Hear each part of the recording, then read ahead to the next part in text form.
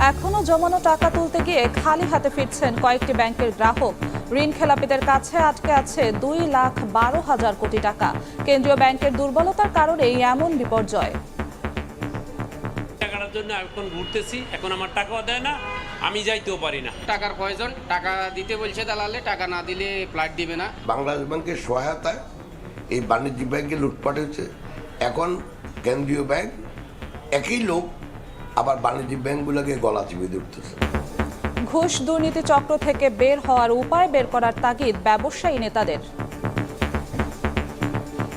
এই ঘুষের উপরে ঘুষ চলে আর কি আমাদের দেশে। তো এই কারাপশন থেকে কিভাবে কমানো যায়? রিফর্ম বলতে যে আগের গুলো কারেকশন না, টোটাল অন্যভাবে চিন্তা করি। তো আমরা একটা এনবিআর কে একটা যদি আমরা ডিফারেন্ট পলিসি দিতে পারি, আমার মনে হয় যে কারাপশন 50% কমিয়ে আনা সম্ভব। দেখছিলেন প্রধান শিরোনাম। দুপুরের সময় সঙ্গে আছি আমি জিন্নাতারা যশোয়া। এবার অন্যান্য শীর্ষ সংবাদ।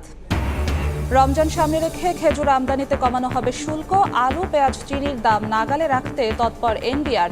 স্বর্ণ চোরাচালানে জড়িত এয়ারলাইন্সের রুট পারমিট বাতিলের হুঁশিয়ারি। গণতন্ত্র ফেরাতে ডক্টর ইউনূস রূপরেখা দেবেন প্রত্যাশা যুক্তরাজ্যের। সব দলের জন্য লেভেল প্লেয়িং ফিল্ড চায় দেশটি। পররাষ্ট্র উপদেষ্টার সঙ্গে ব্রিটিশ প্রতিমন্ত্রীর বৈঠক। আওয়ামী লীগের আমলে গুম খুনের অভিযোগে আন্তর্জাতিক অপরাধ ট্রাইব্যুনালের শিবির নেতাকর্মীদের 7 অভিযোগ। আসামি আইনশৃঙ্খলা রক্ষা বাহিনীর 53 সদস্য। লটারি নাকি মেধা, কোন প্রক্রিয়ায় স্কুলে ভর্তি, থামছে না বিতর্ক। পরীক্ষার দাবিতে রেসিডেন্সিয়ালের শিক্ষার্থীদের বিক্ষোভ। মাধ্যমিকে মেধার মূল্যায়ন চান বিশেষজ্ঞ। এবং জোড়াতালি দিয়ে চলছে ক্রিকেট বোর্ড সংস্কারের পর বিসিবিতে আনা হবে নতুন পরিচালক, বললেন আসিফ। বাফুফের আর্থিক কেলেঙ্কারিতে আইনি ব্যবস্থার পরামর্শ।